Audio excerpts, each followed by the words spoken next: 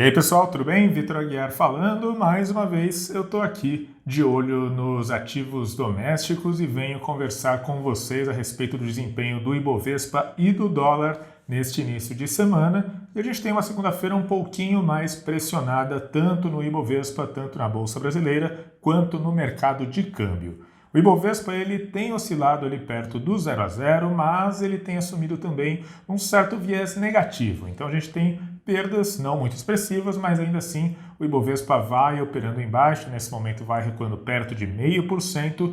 Com isso ele já fica abaixo do nível dos 80 mil pontos, um patamar que foi reconquistado na última sexta-feira.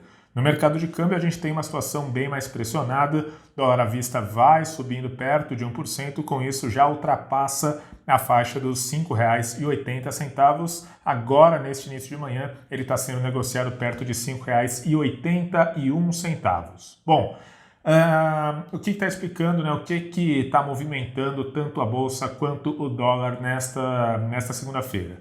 Começando ali pelos fatores macro, a gente vê que lá fora é um dia um pouco mais cauteloso, um dia que os investidores eles estão sim com a posição mais defensiva, né? A gente vê um certo tom de aversão ao risco lá fora. E por quê? Porque quando a gente olha para os dados do coronavírus no exterior, dá para ver que existe sim uma certa preocupação quanto a uma possível segunda onda da doença na Ásia. A gente vê que a região de Wuhan, na China, que foi onde surgiu, né, a doença, ela voltou a registrar novos casos depois de alguns dias em que já não tinha mais nenhuma ocorrência. A gente também vê alguns novos casos na Coreia do Sul e, enfim, muitos outros países da região asiática. Então o mercado olha para esses dados, fica mais cauteloso e a gente vê que as bolsas da Europa e dos Estados Unidos estão operando em baixa, o que é claro que influencia o Ibovespa. Mas enfim, não é só isso que está trazendo esse tom mais apreensivo aos mercados domésticos. A gente tem, é claro, todo um destaque em relação ao cenário local.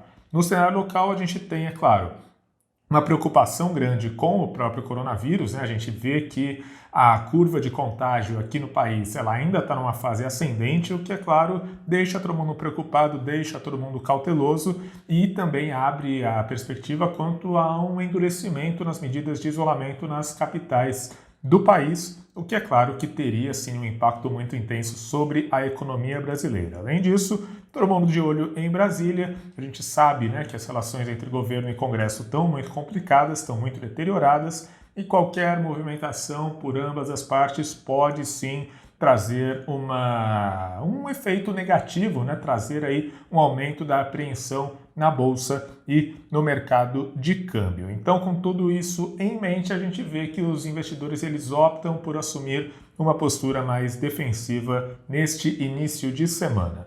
No front corporativo, queria só fazer dois destaques rápidos. Na ponta positiva do Ibovespa, a gente tem as ações da BRF, elas estão subindo aí perto de 8% nessa manhã, e tudo por causa do balanço trimestral da companhia. A BRF publicou os números no domingo à noite, uma coisa que é um pouco incomum, mas esses números eles trouxeram aí algumas tendências importantes para a companhia. Em primeiro lugar, a gente vê que a BRF ela fechou o trimestre com um prejuízo, mas um prejuízo bem menor do que foi reportado no primeiro trimestre de 2019, o prejuízo na casa ali próxima aos 30 milhões de reais, mas essa redução no prejuízo, de certa maneira, já foi bem vista pelo mercado. Mas esse não é o destaque. O destaque fica para o lado operacional. A BRF conseguiu aí um avanço nas receitas de mais de 20% na base anual, crescendo receitas tanto no mercado doméstico quanto lá fora, e também reportou uma geração de caixa muito intensa, o que, é claro, sempre é uma boa notícia, ainda mais nesse momento de instabilidade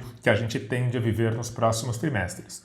Por outro lado, a gente vê que as ações do IRB, né, a resseguradora, elas estão operando em queda de mais de 10%, uma queda muito intensa, e tudo isso porque a SUSEP, a superintendência ali da área de seguros, ela está, assim, com um processo instaurado para investigar algumas questões relacionadas à empresa. Lembrando que o IRB tem um ano muito movimentado, um ano muito turbulento, desde toda aquela história envolvendo a gestora Esquadra, depois envolvendo Warren Buffett, enfim, uma novela que a gente contou em detalhes lá no seudinheiro.com. Bom, convido todo mundo a entrar lá no nosso site, vou continuar acompanhando o desempenho do Ibovespa e do dólar. Qualquer novidade eu volto para falar com vocês aqui no YouTube, tá certo? Tchau, gente, um abraço e até amanhã.